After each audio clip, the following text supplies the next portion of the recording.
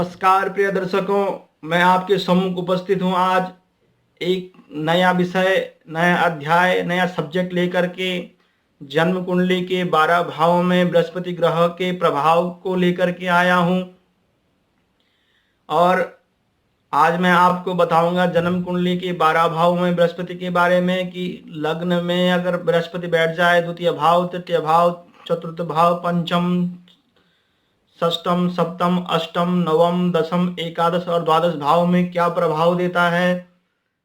बृहस्पति ग्रह सर्वाधिक बलशाली एवं अत्यंत शुभ माना जाता है। यह संपत्ति, ज्ञान का प्रदाता है और मानवों का कल्याण करने वाला माना गया है। यह देवताओं के गुरु भी हैं और न्याय, धर्म एवं नीति का प्रतीक है। महान ज्ञानी, बृहद उदर वाले और स्थूल शरीर वाले, चतुर सत्व गुण प्रदान करने वाले, परमार्थी और आकाश तत्व वाले द्विपद ग्रह हैं। इनकी 2 राशियां अपनी होती हैं, धनु राशि और मीन राशि के ये स्वामी होते हैं और कर्क राशि में देवगुरु बृहस्पति ऊंच के होते हैं। मकर राशि में देवगुरु बृहस्पति नीच के रहते हैं। ये द्वितीय भाव, पंचम भाव, नवम भाव और एकादश भाव के कारक ग्रह माने गए हैं। द्वितीय भाव, पंचम भाव, नवम भाव और एकादश भाव के कारक ग्रह माने गए हैं। अगर इन भावों में ये बृहस्पति ग्रह अकेले ही बैठ जाएं तो यह स्थान हानि करते हैं, अन्यथा और भावों में यह स्थान हानि नहीं करते हैं। इनकी दृष्टियां, इनकी पंचम दृष्टि, सप्तम दृष्टि और नवम दृष्टि देवगुरु बृहस्पति की है। ये विवेक, चरित्र, बुद्धि, स्वास्थ्य एवं आयु का भी कारक हैं। बृहस्पति ग्रह का प्रभाव आमतौर पर देखा गया है। यह जन्म कुंडली के 12 भावों में अच्छा प्रभाव देते हैं। देवगुरु बृहस्पति कुंडली के 12 भावों में अच्छा प्रभाव देते हैं। आज का विषय प्रारंभ करने से पहले आप मेरे चैनल को सब्सक्राइब कर लें, लाइक कर लें, कमेंट कर लें और आप शेयर करना ना भूलें मेरे चैनल को। मैं आपको बताने जा रहा हूं देवगुरु बृहस्पति का प्रभाव। द्वादश भावों में देवगुरु बृहस्पति लग्न में क्या प्रभाव देते हैं। अगर देवगुरु बृहस्पति लग्न भाव, प्रथम भाव में बैठ जाएं तो क्या फल देते हैं। कुंडली के 12 भावों में अलग अलग प्रभाव देवगुरु बृहस्पति देते हैं, लेकिन अगर लग्न में देवगुरु बैठ जाए तो ऐसा जातक दिव्य देह से युक्त, सुंदर वस्त्र धारण करने वाला, लंबे शरीर वाला होता है। ऐसा व्यक्ति धनवान, प्रतिष्ठावान तथा सभी जगहों पर सम्मान पाने वाला होता है। इसके शरीर का वर्ण गौर वर्ण का यह व्यक्ति होता है और दिव्य तेज वाला, सुंदर वाणी से युक्त, गुणवान और सतोगुणी, दीर्घायु, सत्कर्मी, पुत्रवान, भाग्यवान, दाम्पत्य सुख से परिपूर्ण बनाता है। जिसके लग्न में ही बृहस्पति हो जाए, क्योंकि लग्न से बृहस्पति की पंचम दृष्टि संतान भाव में पड़ती है तो संतान के सुख में वृद्धि करते हैं। सप्तम दृष्टि दाम्पत्य सुख में पड़ती है तो दाम्पत्य के सुख में व्यक्ति के परिपूर्ण करते हैं। और नवम दृष्टि भाग्य भाव में पड़ने से व्यक्ति भाग्यवान होता है, क्योंकि लग्न में होने पर तीनों ही स्थान व्यक्ति के लिए बहुत ही इम्पोर्टेंट हैं। इसलिए देवगुरु बृहस्पति लग्न से इन भावों में देकर अच्छा फल देते हैं। देवगुरु बृहस्पति द्वितीय भाव, धन भाव में बैठ जाएं तो ऐसा व्यक्ति की रुचि काव्य शास्त्रों की ओर होती है। द्वितीय भाव में वाणी का भी होता है, इस कारण जातक वाचाल होता है, उसमें अहम की मात्रा बहुत ज़्यादा होती है, क्योंकि द्वितीय भाव कुटुंब, वाणी, धन का होता है और बृहस्पति इस भाव में कारक भी हैं और अकेले होने के पर भाव का नाश भी करते हैं। इसीलिए इस भाव में सुफलों में कमी भी करता है। इस भाव के धन की कमी व्यक्ति के पास रहती है, कुटुंब में कमी रहती है। अगर बृहस्पति ग्रह अकेले इस भाव में बैठ जाएं तो ऐसा व्यक्ति धन के लिए एड़ी चोटी का जोर लगाता है, कम बोलने वाला ऐसा व्यक्ति होता है और परिवार में संतुलन बनाने की कोशिश करता है। अन्य लोग इसका मान सम्मान करते हैं। ऐसा जातक शत्रु रहित होता है।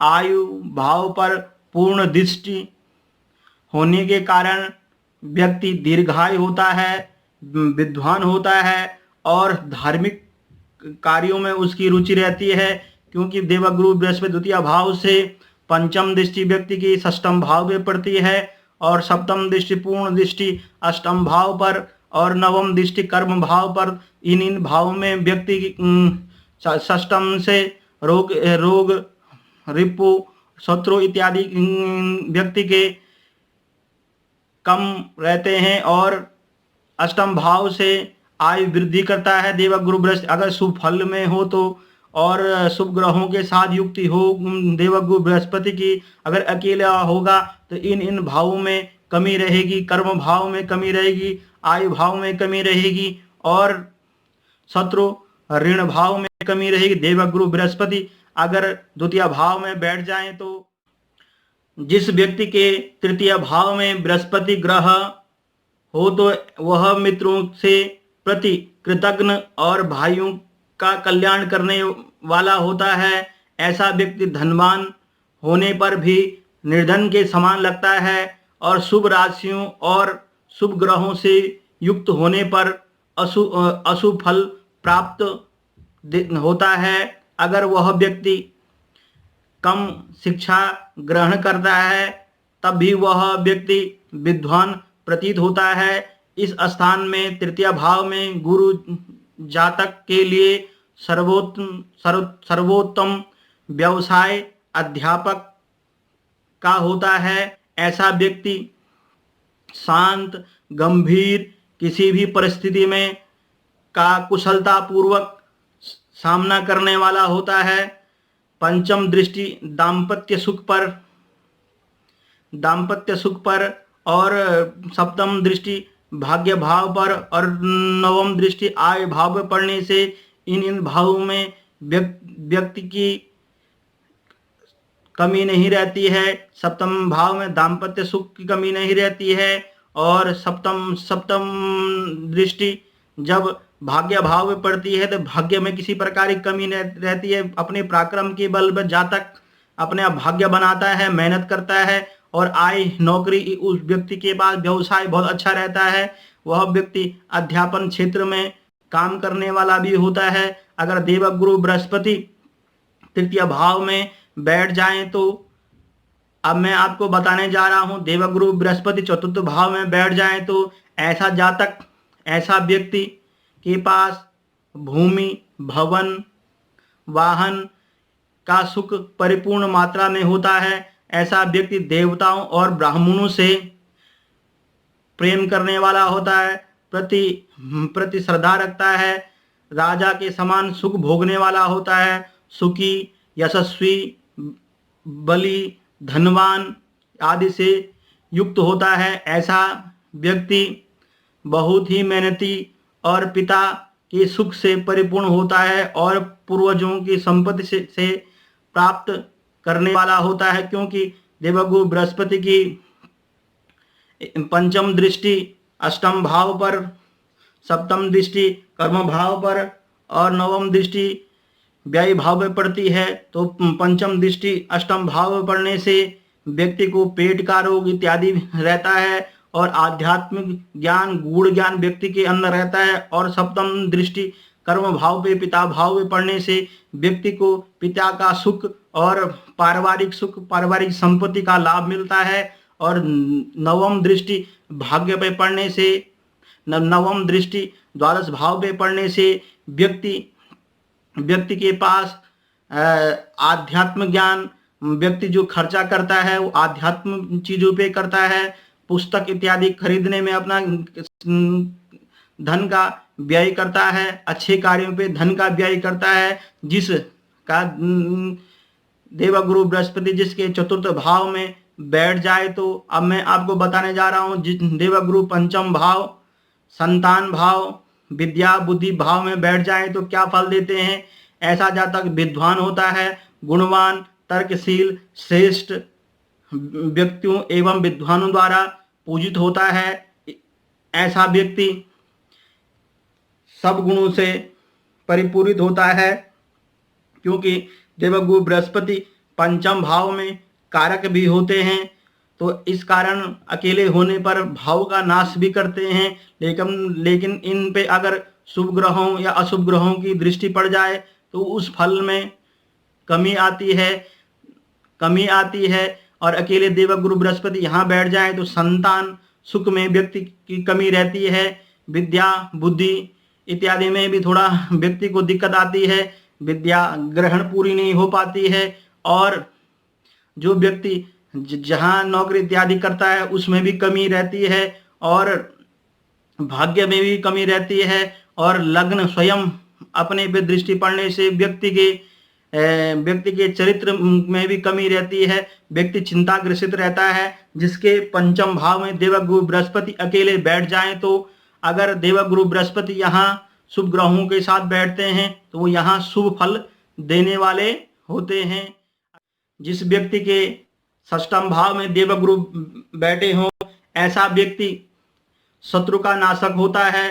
किसी भी प्रकार से वाद विवाद में व्यक्ति कोई भी परास्त नहीं कर सकता, एवं ऐसा व्यक्ति अपने मामा का विरोध करने वाला होता है। माँ के सुख में ऐसे व्यक्ति की कमी रहती है। संगीत विद्या में उस व्यक्ति की रुचि रहती है, और ऐसा व्यक्ति नए नए कार्यों को करने वाला होता है, क्योंकि पंचम दृष्टि व्यक्ति की कर्म भाव पे होती है। हर एक व्यवसाय में वह हाथ डालने वाला ऐसा व्यक्ति होता है। और सप्तम दृष्टि व्यक्ति के व्यय भाव पे होती है, तो वह अपना जो धन है अच्छे कार्यों पे, अपने सुखों पे, ज्ञान पे खर्च करता है। और नवम दृष्टि धन भाव पे होने से ऐसा व्यक्ति धन का सदुपयोग करता है, धनवान ऐसा व्यक्ति होता है। अगर यहाँ पे देवगुरु बृहस्पति पाप ग्रह से युक्त हो तो उसका फल विपरीत हो जाता है। इन भावों में कमी रहती है। व्यक्ति के पास के पेट रोग व्यक्ति का रहता है, जैसे हर्निया का रोग व्यक्ति को होता है, और मूत्रा पेशाब इत्यादि व्यक्ति को ज्यादा आती है। अगर यह पाप ग्रह से युक्त देवगुरु बृहस्पति षष्ठम भाव में बैठे हो तो अब मैं आपको बताने जा रहा हूं देवगुरु बृहस्पति का अगर सप्तम भाव में बैठ जाएं तो क्या फल देते हैं। देवगुरु बृहस्पति अगर सप्तम भाव में बैठ जाएं, ऐसा व्यक्ति विद्वान, सर्वगुण संपन्न, अधिक स्त्रियों वाला, में आसक्त रहने वाला, धनी, सभा में भाषण देने वाला, में कुशल, ऐसा व्यक्ति सभा के अंदर भाषण देने में कुशल होता है, संतोषी होता है, धैर्यवान होता है, विनम्र होता है, और अपने पिता से अधिक उच्च पद प्राप्त करने वाला होता है।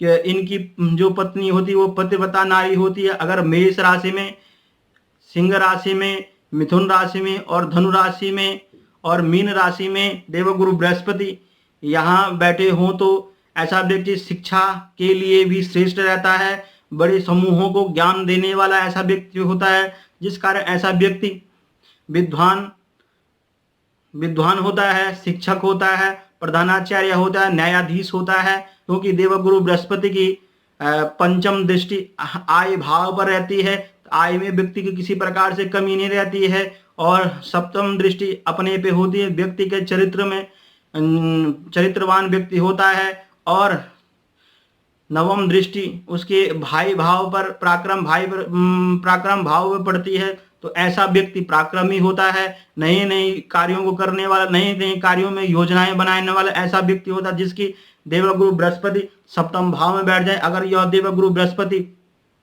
यहाँ पे अकेले हों तो इन भावों में कमी करते हैं, सप्तम भाव में कमी करते हैं और एकादश भाव में, लग्न में और तृतीय भाव में कमी करते हैं, क्योंकि देवगुरु बृहस्पति सप्तम भाव के कारक ग्रह माने गए हैं। तो इन भावों में व्यक्ति की कमी रहती है, दाम्पत्य सुख में कमी रहती है, आय में कमी रहती है, नौकरी व्यवसाय में दिक्कत रहती है और भाइयों के सुख में अपने जो पराक्रम करते हैं वो व्यर्थ जाता है। देवगुरु बृहस्पति अगर पाप युक्त में यहाँ पे बैठे हों तो इसका प्रभाव भी ऐसा ही रहता है। अब मैं बताने जा रहा हूँ, अष्टम भाव में देवगुरु बृहस्पति बैठे हों तो क्या फल देता है। ऐसा व्यक्ति अपने पिता से दूर रहने वाला होता है, पिता के घर से कुछ समय तक वहीं रहता है, उसके बाद वह दूर चला जाता है। कृशकाय शरीर वाला होता, दुबला पतला होता, दीर्घायु होता है, धनवान, कुटुंब परिवार में स्नेह रखने वाला होता है, कुटुंब परिवार के लिए हर समय सोचने वाला ऐसा व्यक्ति होता है और वाणी का धनी होता है और वाणी उनकी सीमित होती है, कम बोलने वाले होते हैं। अगर देवगुरु बृहस्पति पाप क्रूर ग्रहों के साथ बैठे हों तो जातक शत्रुओं से घिरा हुआ रहता है और आलसी होता है, भोगी होता है, कामी व्यक्ति होता है और व्यक्ति निम्न कार्यों में लिप्त रहने वाला होता है और अशुभ प्रभाव में रहकर भी, अगर व्यक्ति यहाँ अशुभ प्रभाव रहते हैं तो अशुभ ग्रहों के साथ देवगुरु बृहस्पति रहते हैं तो पंचम दृष्टि से व्यय भाव में वह खर्चा जो करता है, उसकी खर्चा जिस कार्यों में करता है तो उसको उसका लाभ नहीं मिलता है और सप्तम दृष्टि कुटुंब परिवार के लिए वह सोचने वाला होता है, अच्छा सोचने वाला, उसमें भी लाभ नहीं मिलता है। और जो भूमि भवन पे नवम दृष्टि भूमि भवन पर पड़ती है, सुख भाव में पड़ती है, वाहन के भाव में पड़ती है, माता के भाव में कमी लाता है। अगर यह पाप ग्रह से युक्त, तो अगर शुभ ग्रहों की दृष्टि या शुभ ग्रहों के साथ यहाँ पे देवगुरु बृहस्पति बैठे हों, इन भावों में देवगुरु बृहस्पति शुभता देते हैं, शुभ प्रभाव देते हैं। ऐसा व्यक्ति धनवान होता है, गुणवान होता है, क्योंकि धन पे दृष्टि पड़ती है और व्यय भाव पे दृष्टि पड़ती है। जो जहां व्यक्ति धन लगाता है उसका सदुपयोग होता है, कुटुंब परिवार में अच्छा रहता है और भूमि भवन वाहन का सुख व्यक्ति के पास बहुत होता है। अगर देवगुरु बृहस्पति अष्टम भाव में बैठ जाएं तो अब मैं आपको बताने जा, देवगुरु बृहस्पति अगर भाग्य भाव में क्या प्रभाव देते हैं। देवगुरु बृहस्पति अगर भाग्य भाव में बैठ जाएं तो ऐसा व्यक्ति धार्मिक और ब्राह्मणों की सेवा करने वाला और सभी का स्नेह पात्र होता है। ऐसा व्यक्ति को सब प्रेम करने वाले होते हैं, उसका गुणानुवाद करने वाले होते हैं, सुंदर रूप वाला होता है, ऐश्वर्यवान, ऐश्वर्यशाली, भाग्यवान, विद्वान, पुत्रवान, सभी शास्त्रों का जानने वाला विद्वान तथा समाज में उसका लोग सभी सम्मान करते हैं। अपने भाइयों के प्रति वह हमेशा समर्पित रहने वाला होता है, क्योंकि सप्तम दृष्टि पराक्रम भाई भाव में पड़ती है तो भाइयों के प्रति वह व्यक्ति हर समय समर्पित रहता है। और पंचम दृष्टि स्वयं पे पड़ती है तो अपने चरित्र को निखारता है। ज्ञानवान ऐसा व्यक्ति होता है जो बातें बोलता है बड़ी सूझबूझ से बोलता है, ज्ञान पूर्वक व्यक्ति बहुत ऐसा व्यक्ति प्रवक्ता होता है, किसी पार्टी में अच्छे पद पे होता है। तो देवगुरु बृहस्पति कहते हैं अगर भाग्य भाव में बैठ जाए तो बहुत अच्छा फल देते हैं, लेकिन इस भाव के वह कारक भी माने गए हैं। वह अकेले यहाँ बैठ जाए तो भाव नाश भी करते हैं, देवगुरु स्थान हानि करते हैं। इसलिए कारक भाव नाश इस प्रकार, इस भाव कारक होने के कारण भाव का नाश भी करते हैं। तो इन भावों में कमियां आ जाती है, लेकिन तब भी देवगुरु बृहस्पति बहुत अच्छा फल भाग्य भाव में देते हैं।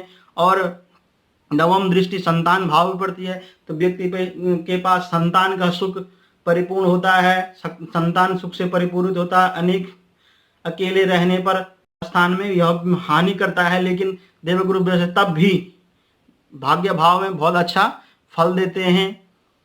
देवगुरु बृहस्पति नवम भाव में बैठ जाएं तो देवगुरु बृहस्पति अगर दसम भाव में बैठ जाएं तो ऐसा व्यक्ति धनवान होता है, अपने कुटुंब परिवार में श्रेष्ठ ऐसा व्यक्ति होता है। भूमि भवन वाहन का सुख ऐसे व्यक्ति के पास परिपूर्ण मात्रा में होता है, उसके घर में देवताओं की कृपा होती है, संतों की कृपा होती है, ब्राह्मणों की कृपा उसके ऊपर होती है, क्योंकि वह बड़ा ही चरित्रवान होता है, बड़ा ही नम्र होता है। देवगुरु बृहस्पति 10वें भाव में बैठे हों, ऐसा व्यक्ति अपने कुल में अपने प्रताप से, अपने पिता और दादा से भी अधिक अपनी कीर्ति फैलाने वाला होता है। लेकिन परंतु संतान सुख में व्यक्ति की कमी रहती है। वह धनी, यशस्वी, वह राज्य के मंत्रियों का प्रिय होता है, क्योंकि देवगुरु बृहस्पति की पंचम दृष्टि धन भाव पर पड़ती है, सप्तम दृष्टि सुख भाव पर और नवम दृष्टि षष्ठम भाव में पड़ती है।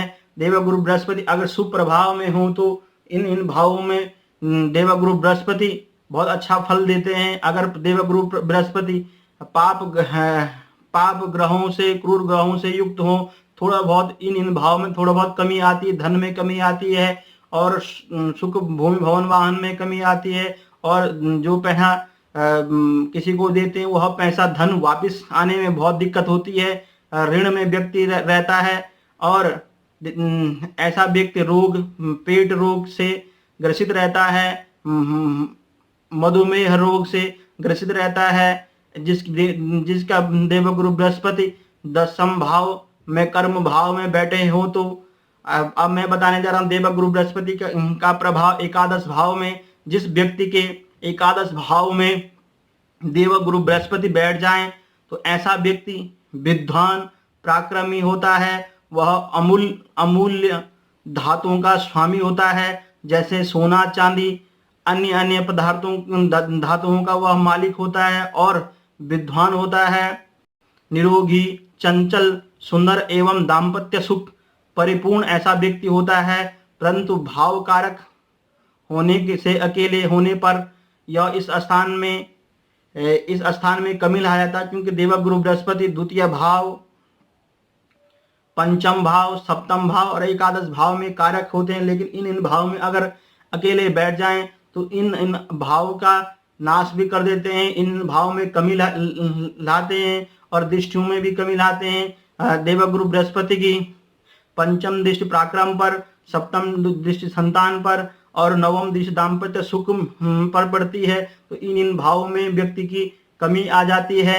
अगर देवगुरु बृहस्पति यहाँ पे अकेले बैठे हों, अगर अच्छी अपनी राशि में हो या शुभ ग्रह से युक्त हो देवगुरु बृहस्पति, तो बहुत अच्छा फल देते हैं। ऐसा व्यक्ति धनवान होता है, पराक्रमी होता है, संतान से युक्त होता है, दाम्पत्य सुख की कोई कमी व्यक्ति के पास नहीं रहती है, क्योंकि देवगुरु बृहस्पति ज्यादातर द्वादश भाव में सब स्थानों में अच्छा ही फल देते हैं। देवगुरु बृहस्पति एकादश भाव में बैठ जाएं तो अब मैं देवगुरु बृहस्पति का द्वादश भाव में प्रभाव बता रहा हूं। देवगुरु बृहस्पति अगर द्वादश भाव में बैठे हों तो ऐसा व्यक्ति अपने धन का अच्छे कार्यों में व्यय करता है, लेकिन अभिमानी होने के कारण उसे यश प्राप्त नहीं होता है। ऐसा व्यक्ति को पेट का रोग होता है और अल्प संतति वाला होता है, और मन में हमेशा यह रहता है दूसरे व्यक्ति को कैसे ठगा जाए। व्यक्ति मन के अंदर हमेशा ऐसा सोचता रहता है कि मैं दूसरे व्यक्ति को कैसे ठगूं, सदैव चिंताओं से लिप्त रहता है, और अपने वचनों के कारण, अपने बोलने के कारण, अपने अहंकार के कारण, अपने कर्मों के द्वारा वह हमेशा अधिक शत्रुओं से घिरा रहता है। क्योंकि जब व्यक्ति अपने कर्मों के द्वारा अधिक ज्यादा बड़ाई करता है, अपने को ज्यादा समझता है, तो व्यक्ति उसके अधिक शत्रु उसके पैदा हो जाते हैं। क्योंकि देवगुरु बृहस्पति की पंचम दृष्टि सुख भाव पर और सप्तम दृष्टि षष्ठम भाव पर और नवम दृष्टि जब अष्टम भाव रोग आयु भाव पर पड़ती है, तो आध्यात्मिक भाव पर पड़ती है, तो इन भावों में कमी है, सुख में कमी आ जाती है, शत्रु व्यक्ति अपने बढ़ाता है। क्योंकि जब देवगुरु बृहस्पति का यहाँ पे क्या कहते हैं क्रूर ग्रहों के साथ बैठ जाएं तो और अष्टम भाव में आयु इत्यादि में पेट की समस्या व्यक्ति को होती है और पेशाब, मधुमेह इत्यादि की समस्या व्यक्ति को लगी रहती है। अपने वचनों के कारण व्यक्ति अपने शत्रुओं को बढ़ाता है। व्यक्ति का जो धन है धार्मिक कार्यों पे लगता है पर व्यर्थ निरर्थक जाता है, क्योंकि व्यक्ति की सोच, व्यक्ति का चरित्र, इस कारण व्यक्ति के क्या कहते हैं, जो धन जहाँ भी लगाता है अच्छे कार्य में अगर लगाता है तो वो व्यर्थ जाता है। क्यों? अपनी वो बड़ाई बहुत ज़्यादा करता है कि मेरे समान कोई धनवान नहीं है, मेरे समान कोई दानी नहीं है, मेरे समान कोई विद्वान नहीं है, ऐसा व्यक्ति सोचता रहता है। इस कारण वह धार्मिक कार्यों में भी जो धन देता है या लगाता है उसका बखान ज़्यादा करता है। इस कारण उसका धन जो है निरर्थक जाता है। शुभ ग्रह युक्त अगर देवगुरु बृहस्पति हो तो यह प्रभाव थोड़ा कम हो जाता है। पंचम दृष्टि सुख भाव पर, सप्तम दृष्टि शत्रु भाव पर, नवम दृष्टि जब देवगुरु बृहस्पति की आयु भाव इन भावों में, तब शुभ प्रभाव में होने पर जो प्रभाव मैंने बताए हैं उन प्रभावों में कमी आ जाती है। अगर देवगुरु बृहस्पति 12वें भाव बैठ जाए तो ऐसा व्यक्ति जो है आध्यात्म से जुड़ा हुआ भी रहता है। अपने धन को हमेशा पुस्तक ज्ञान में भी खर्च करता है। लेकिन वही बात मैंने जो पहले की, वह व्यक्ति क्या होता है कि अपनी बड़ाई बहुत ज़्यादा करते हैं अपने मुख से। किसी अगर कोई व्यक्ति ज्ञानी व्यक्ति या परिश्रम कर रहा व्यक्ति हो उसके ऊपर भी वह व्यक्ति कुछ ना कुछ बातें बोल देता है अपने वचनों के द्वारा, अपने कर्मों के द्वारा। इसलिए उसको कभी भी समाज में, कुटुंब में मान सम्मान नहीं मिल पाता है। मैंने आपको बताया देवगुरु बृहस्पति का प्रभाव द्वादश भावों में। आगे के प्रोग्रामों में, आगे के कार्यक्रमों में आपको सूर्य के प्रभाव को, चंद्र के प्रभाव को, मंगल के प्रभाव को, बुध के प्रभाव के बारे में बताऊंगा। आप मेरे चैनल को सब्सक्राइब करें, लाइक करें, कमेंट करें, मुझे लिखें। मुझे आध्यात्म विषय में मुझसे आप प्रश्न पूछ सकते हैं, पुराण संबंधित विषय में मुझे प्रश्न पूछ सकते हैं, ज्योतिष विषय में आप मुझे प्रश्न पूछ सकते हैं, और कर्मकांड के बारे में, पूजा पाठ इत्यादि के बारे में मुझसे आप प्रश्न पूछ सकते हैं। सनातन धर्म संबंधित प्रश्न मुझसे पूछ सकते हैं। मैं आपका जवाब अवश्य दूंगा। आप मुझे कमेंट करके लिख सकते हैं और आप मेरे चैनल को जरूर सब्सक्राइब करें। आज के लिए मुझे इजाज़त दीजिए। नमस्कार।